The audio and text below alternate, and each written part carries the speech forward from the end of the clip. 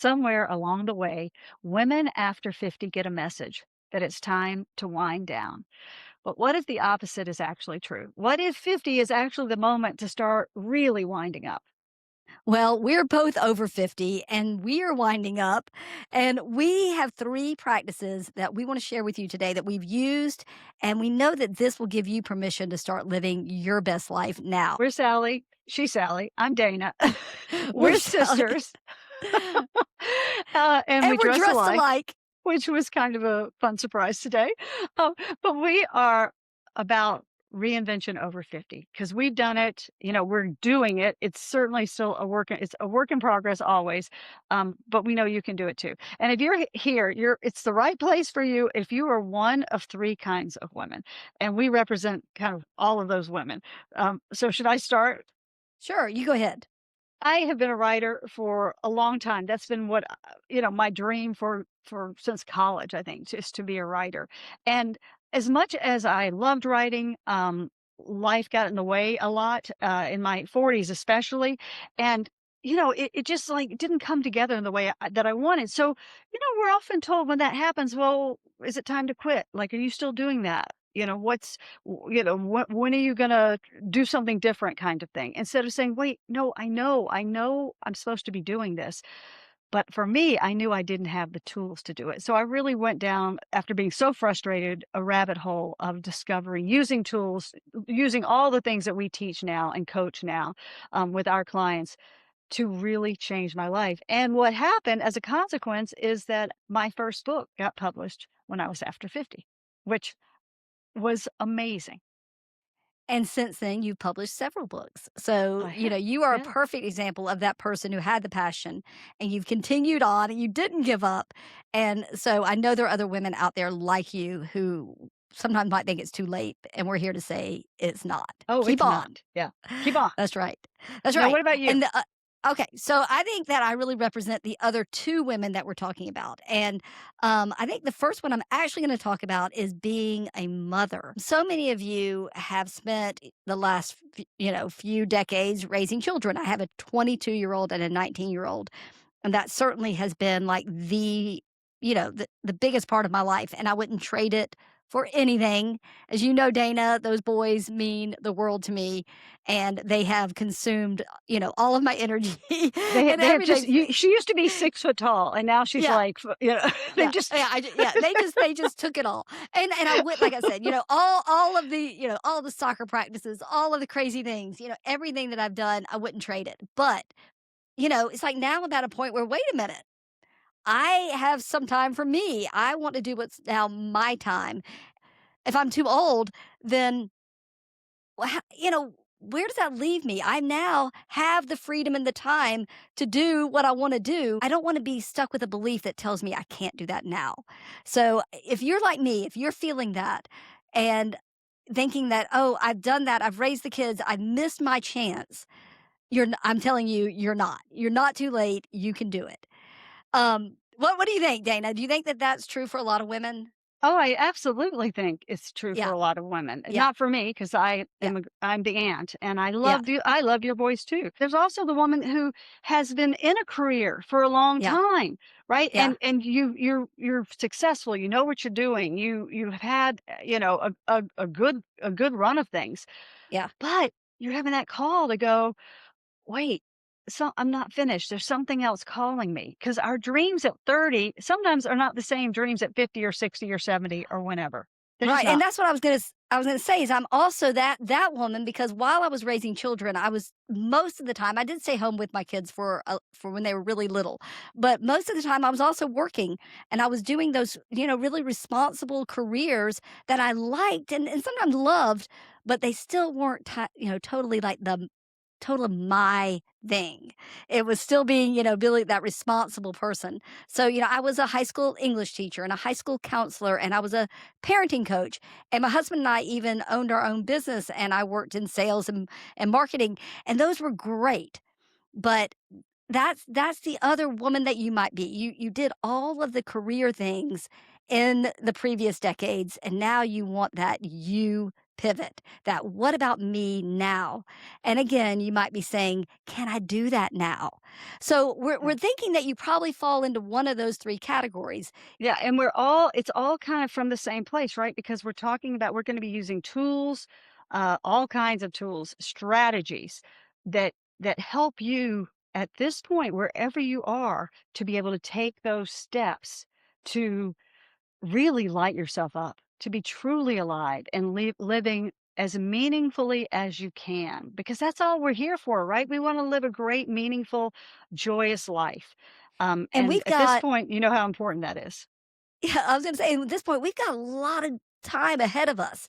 We are a whole different generation of women with a lot of vigor, a lot of life, a lot of impact that we can make. And we need to keep going. We need to go for it now and not feel like it's time to wind down and just retire. So let's talk about the retirement myth. The retirement myth, I love saying Yeah. that. Yeah, Yeah. this idea that you're supposed to be finished, that somehow that you're supposed to cram it all in from about 25 to, I don't know, maybe 45 or 50, and Hmm. you've done it. You know, you've Yeah. got your all your retirement savings, you've got all your whatever, you've done it all. Instead of like that seems ridiculous when you think about that. I mean, It really really does. ridiculous. I mean, like, what the heck? What are you thinking? That's it? I mean, and what a stressful time those years are too, especially if you have kids and a job and a thing and a thing. It's like, oh my God, Yeah. we don't want this to be stressful. This is not about killing yourself. This is about really being intuitive, being smart, using what to move forward and to not buy into that. Oh, it's time to retire unless you really Yeah. want to, and that's fine Right. too. But whatever you want to do, you want to live the next 30, 40, 50 years with a lot of life. Yeah. A lot of aliveness. Exactly. And a Yeah. lot of times what gets in our way is we have this fear voice in our head that tells us, what do you know? What can you do? What if you make a mistake? What if you look like an idiot? We have all these things Oh yeah. chirping in our head that really work against us at this age, and they can work against us at any age. But they say things like you're too old, you're too late. And what we want to be are the people that say, no, you're not. No, you're not. Now is the best time ever. And we really believe that. Don't you believe that, Dana? I totally do, and I think that Yeah, I'm too late, yeah, I'm too old, whatever, is yeah, the big one, yeah, because, that is the big lie that w if you don't have that, things can change. Like, that's the hurdle we have to jump first, I think, is to be able to yeah. go, "Okay, is this true? Or maybe it's not true. And what if it isn't true?" And listen, and that's something we want to recommend you do is like if you have a desire or even a buried desire or a piece of a desire, like name it. And what would it be Mhm. like if age wasn't a factor? Meaning, like if you were like 30 and you wanted to do this, how would it feel to you? Would it feel different because you wouldn't have this I'm too old? And also thinking about what would you do if you couldn't even think that thought? If you were like, if you didn't even know how old you are, like, let's say you just, "Boop, I couldn't be there." And you were just like, "Okay, I'm here now. I don't know what, age I am. Nobody's telling me I'm too late." What would you do? Because you Yeah, have the most knowledge, the most wisdom, the most experience, the most, like know-how that you've ever had. I mean, like you have a lot to offer. So we're just going to say, put that in a package of too old, too late. Sorry. mm, I mean, yeah. it just doesn't make sense. And that may be how things played out before, but I just don't see anybody our age kind of packing up and saying, I'm done. And you know what is interesting, because I talked to our mother earlier today, and I told her about what we were recording. And I said, "Mom, what would your advice be to us?" And she said, "I would say get after it." Like, Get after it. Yeah. from her perspective, and she's in her 80s, she's like, "Y'all are so young. Tell everyone at your age, go for it." Go Because, for it. you don't wanna be, and she's still going for it at her age, but she she would love to be where we are. And so Right. I thought, "Okay, I'm It's gonna all bring that into perspective. this." Yeah. Yeah, it's perspective, and you have to ask Mhm. yourself if there's something that's in your heart, or Yeah. even if it's just a calling that's like not you're not it's maybe a little vague, but you know there's more for you. What are you gonna like? uh, If you don't do it now, what's your 90-year-old self gonna say to you? I mean, Yeah. maybe that 90-year-old you might be a little upset with you. Like, why weren't you brave enough? Why Yeah. weren't you courageous enough to do something that felt scary? Because guess what? The answer is doing anything at any age, starting, being seen, it's all scary.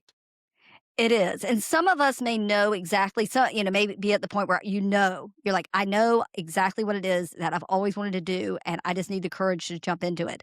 Others of you may not know. You may think, "Oh, I don't really know exactly what it is, but I know there's something, and I wanna Yeah. investigate that." So give yourself the permission to say, "Okay, I don't know, but I deserve the space to find out," Well, and not just say, "Well, I don't know."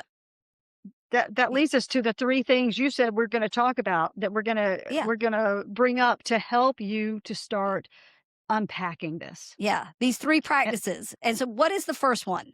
The first one is what you just said, is giving Yeah, permission. Like, yeah, because you're looking for permission, and oftentimes in our lives, we're looking for permission outside of ourselves, you know?